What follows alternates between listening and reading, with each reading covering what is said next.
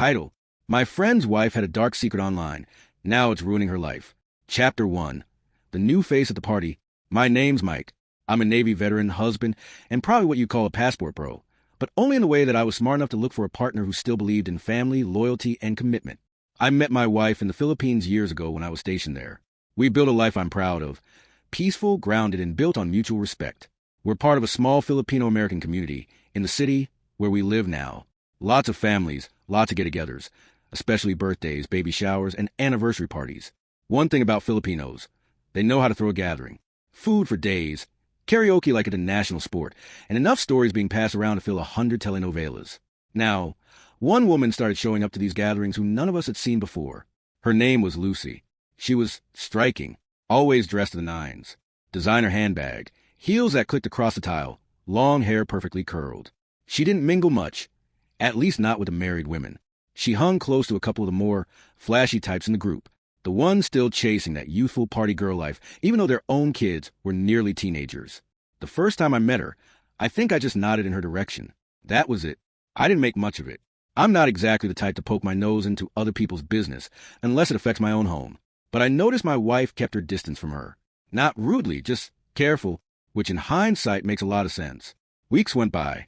Lucy showed up to more and more parties. She brought her kids a couple times. I assumed she was married, or maybe separated. I didn't ask. The women chatted with her casually, but you could tell there was something off. She didn't talk much about her husband, didn't really seem connected to the mom groups, and always seemed more interested in who was watching her than in joining the fun. Then one night, random Tuesday, if I remember right, my wife sat down next to me while I was watching TV and said, "Babe, you remember that woman Lucy, right?" I nodded. "Yeah, the one with expensive shoes." She pulled out her phone, tapped a few times, then turned to me without saying a word.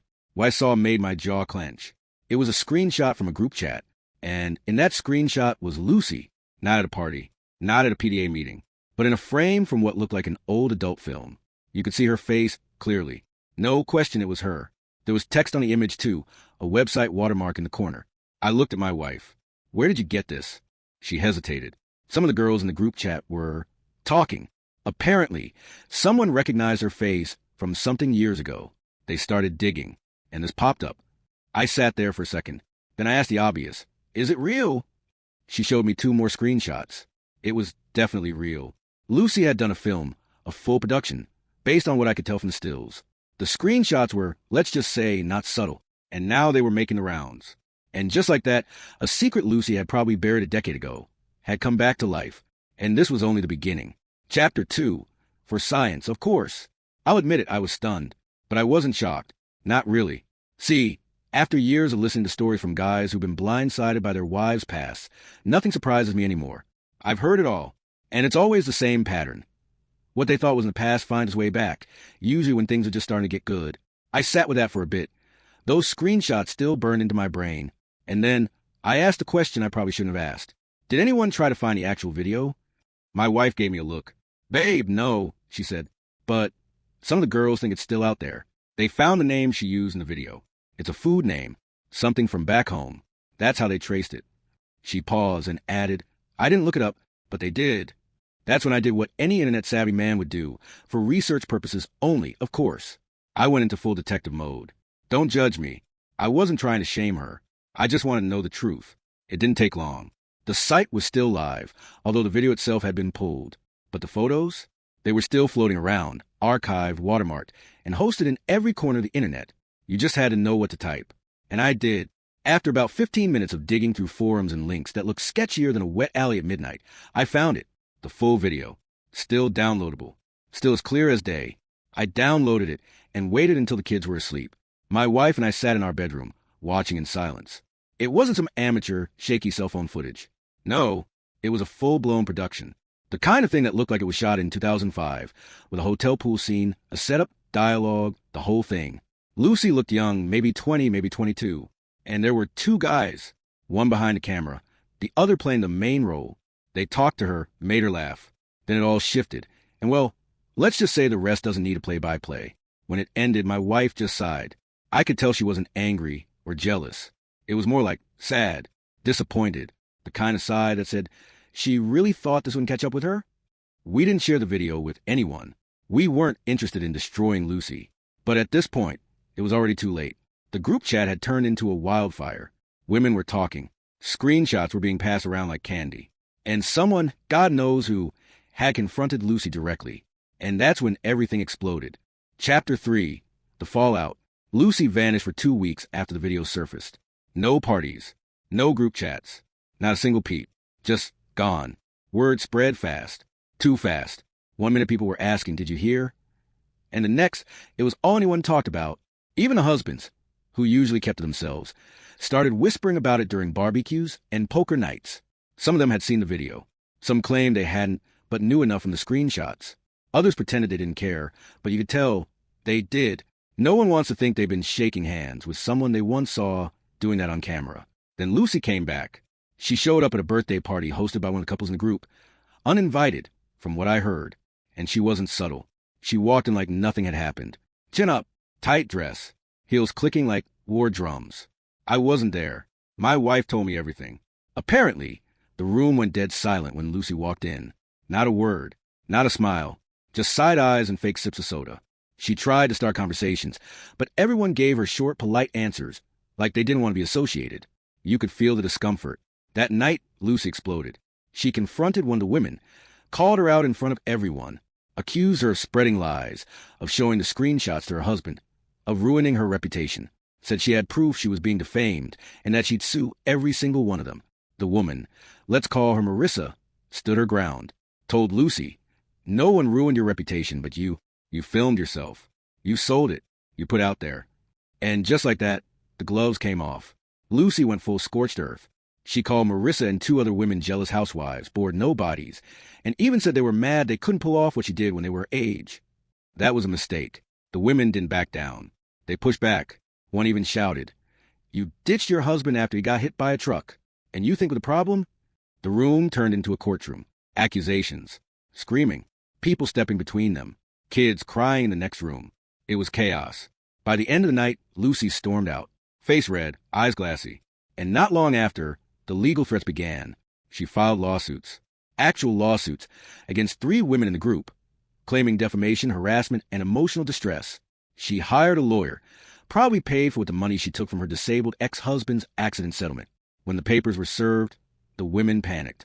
One even showed up at my door crying, asking if I thought this could go to court. I told her what I knew. She's not a celebrity. She's not being misrepresented. And most importantly, that video exists. Defamation only works if it's false. And what you shared wasn't. And I was right. The lawsuits were tossed out before they even made it to a hearing. But Lucy's humiliation? That was just getting started. Chapter 4.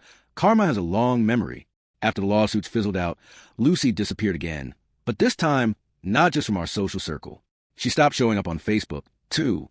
No more selfies. No more TikToks with motivational quotes. Just silence. It was like she was trying to erase herself from the internet. But the internet doesn't forget, especially when it comes to adult content. A couple weeks later, my wife came home from a coffee meetup, and I could tell something had happened. "You're not going to believe this," she said, tossing her purse onto the table. Lucy's video is circulating again on new platforms, not just the old sketchy sites. Someone ripped it and posted it to Twitter, Reddit, even Telegram. It's everywhere now. I sat down. How? She shook her head. Someone must have saved it and waited for the right moment. It was brutal. Every group chat in the extended Filipino community, even ones in other states, were buzzing. Memes, screenshots, threads. They weren't just sharing the link. They were laughing at her. Not the act itself, but the hypocrisy. Lucy had built this image of herself as a classy, high-value woman.